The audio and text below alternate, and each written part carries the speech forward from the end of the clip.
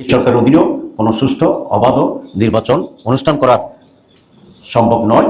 নির্বাচন অবাধ হওয়ার ব্যাপারে আমাদের ভিতরে যথেষ্ট সংখ্যা এবং আস্থাহীনতা তৈরি হয়েছে। আমার একটাই আকাঙ্ক্ষা, দেশ এবং জাতিটাকে একটা সুন্দর জায়গায় রেখে ছুটি করা। I had enough. Was last 7-8 months I had enough. আপনারা কিছু মনে করবেন না, আজকে আমি একটু পরিষ্কার করে আমি কথা বলতে চাই। জনাব তারেক জিয়া সাহেবকে নির্বাচন কমিশনের সাথে বসে ওনারা কয়টা আসন চায় সেটি দিয়ে এই জনগণের সাথে কোনো প্রহসন করার আসলে আমি প্রয়োজন বোধ করি না। ডিসিরা এসপিরা নগ্নভাবে এই নির্বাচনে হস্তক্ষেপ করছে।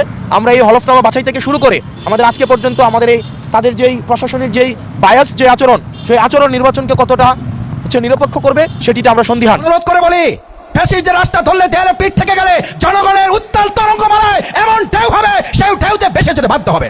দর্শক, ত্রয়োদশ জাতীয় সংসদ নির্বাচনের তফসিল ঘোষণা হয়ে গিয়েছে। নির্বাচন হওয়ার সকল কার্যক্রম যেন সামনের দিকে আগচ্ছে, কিন্তু শেষ পর্যন্ত এসে নির্বাচন হওয়ার পরিবেশ নেই এবং সুষ্ঠু নির্বাচন করাই সরকারের পক্ষে সম্ভব নয়। এই বলে যা স্পষ্ট বক্তব্য দিলেন সেনাপ্রধান, সেটি রীতিমতো শুনলে অবাক হওয়ার মতো। আসলে রাজনীতিবিদরা এমন বক্তব্য দিতে পারে, কিন্তু একজন সেনাপ্রধান যখন দেয় তখন দেশের কি অবস্থা দেখুন। আমার একটাই আকাঙ্ক্ষা, দেশ এবং জাতিটাকে একটা সুন্দর জায়গায় রেখে ছুটি করা। I had enough. Was last 7-8 months I had enough.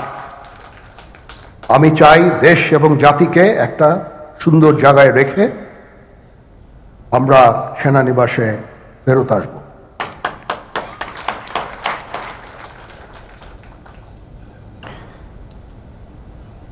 আরেকটা জরুরি বিষয় যেটা আমি ভাবলাম যে আপনাদের সাথে আমি শেয়ার করি। দেশের এই আইন শৃঙ্খলা পরিস্থিতি খারাপের পিছনে কিছু কারণ আছে। প্রথম কারণটা হচ্ছে যে আমরা নিজেরা হানাহানির মধ্যে ব্যস্ত, একজন আরেকজনের বিরুদ্ধে বিষোদ্গারে ব্যস্ত। এটা একটা চমৎকার সুযোগ অপরাধীদের জন্য। যেহেতু আমরা একটা অরাজক পরিস্থিতির মধ্যে বিরাজ করছি, তারা খুব ভালোভাবেই জানে যে এই সময়ে যদি এই সমস্ত অপরাধ করা যায় তাহলে এখান থেকে পরিত্রাণ পাওয়া সম্ভব। সেই কারণে এই অপরাধগুলো হচ্ছে। আমরা যদি সংগঠিত থাকি, একত্রিত থাকি, তাহলে অবশ্যই এটা সম্মিলিতভাবে মোকাবেলা করা সম্ভব হবে। এই সরকারের অধীনেও কোনো সুষ্ঠু অবাধ নির্বাচন অনুষ্ঠান করা সম্ভব নয়। নির্বাচন অবাধ হওয়ার ব্যাপারে আমাদের ভিতরে যথেষ্ট সংখ্যা এবং আস্থাহীনতা তৈরি হয়েছে। মানহাদির রক্তের উপরে দাঁড়িয়ে আমরা আবার একটি পশ্চাৎপদ যাত্রার দিকে কিছু রাজনৈতিক দল তারা যাত্রা করছে।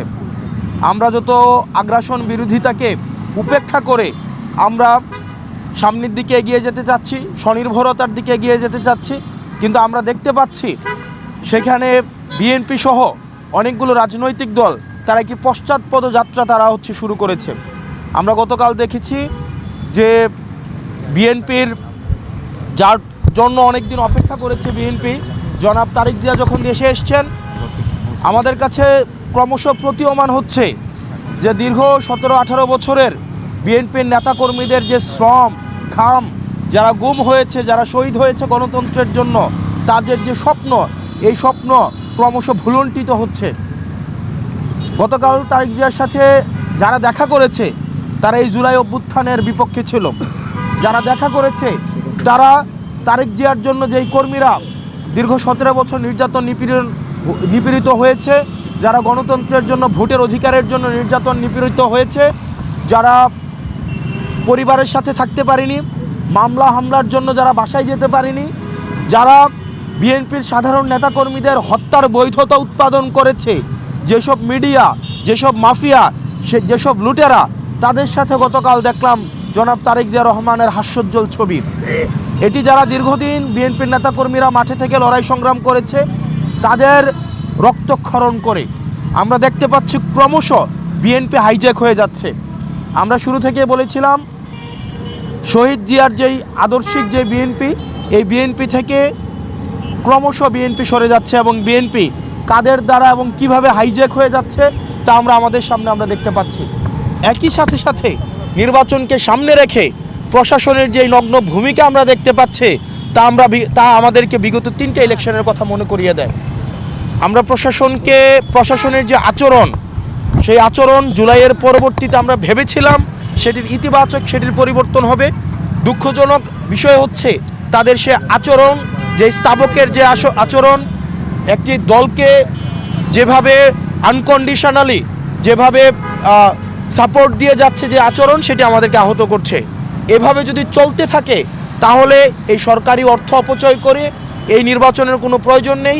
গণতন্ত্রের জন্য যেই লড়াই সংগ্রাম হয়েছে দীর্ঘ 17 বছর, বিএনপির নেতাকর্মীরা যেভাবে রাস্তায় নির্যাতিত হয়েছে, নিপীড়িত হয়েছে, এই প্রশাসনের নগ্ন আচরণকে যদি বিএনপি এন্টারটেইন করে তাহলে এই 17 বছরে যারা ইলিয়াস আলী থেকে শুরু করে যারা গুম হয়েছে, আজকের আমাদের শহীদ ওসমান হাদি পর্যন্ত যারা শহীদ হয়েছে, তাদের রক্তের প্রতি সেটি হচ্ছে অপমান করা হবে। সেজন্য বিএনপিকে গণতন্ত্র যদি রক্ষা করতে হয় তাহলে এই প্রশাসনের নগ্ন আচরণের তাদেরকেও প্রতিবাদ জানাতে হবে। আর যদি প্রতিবাদ না জানায় তাহলে জনাব তারেক জিয়া সাহেবকে নির্বাচন কমিশনারের সাথে বসে ওনারা কয়টা আসন চায় সেটি দিয়ে এই জনগণের সাথে কোনো প্রহসন করার আসলে আমি প্রয়োজন বোধ করি না। ডিসিরা, এসপিরা নগ্নভাবে এই নির্বাচনে হস্তক্ষেপ করছে।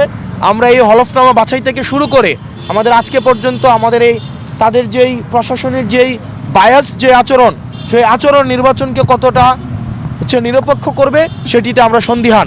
এবং এই যে আমাদের আজাদির যে যাত্রা, সেই আজাদির যাত্রাকে আরও দীর্ঘমেয়াদী করবে বলে আমরা মনে করি। সেজন্য সরকার থেকে শুরু করে নির্বাচন সংশ্লিষ্ট প্রত্যেকটি কর্তৃপক্ষ, ছাত্র জনতা এবং যারা ভোট দিবে তাদেরকে সচেতন হতে হবে।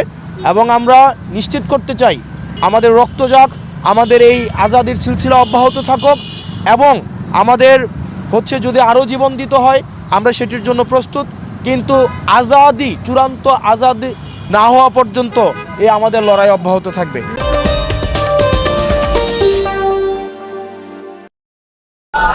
না, একটু বন্ধ করে দে, কারণ আমাদের এমপি হওয়া লাগবে ভাই। ভাই আমাদের এমপি হওয়া লাগবে একটু ভাই। ভাই আপনাকে খুব পছন্দ করি, দল হিসাবে না ব্যক্তি হিসাবে আপনাকে খুব পছন্দ করি। একটু ভাই কথা যা বলেন আলহামদুলিল্লাহ খুবই ভালো লাগে। আমি শুনি না, শুধু আমার বউ শুদ্ধা শুনে, কিন্তু ওই যে একটু টুকটাক বলেন ওগুলো বোধহয় আপাতত একটু না বললে আপনার ভোটটা ঠিক থাকে। প্রিয় নবী মুহাম্মদুর রাসূলুল্লাহ সাল্লাল্লাহু আলাইহি ওয়াসাল্লাম আল্লাহর দ্বীন বিজয়ের কথা যতক্ষণ না বলেছেন ততক্ষণ সবাই মিলে তাকে আলামিন উপাধি দিয়েছে।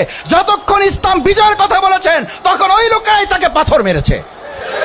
তাতে কি রাসূল সাল্লাল্লাহু আলাইহি ওয়াসাল্লামের ক্ষতি হয়েছে? তাতে কি ইসলাম বিজয়ের কাজ বন্ধ হয়েছে না বিজয় হয়েছে?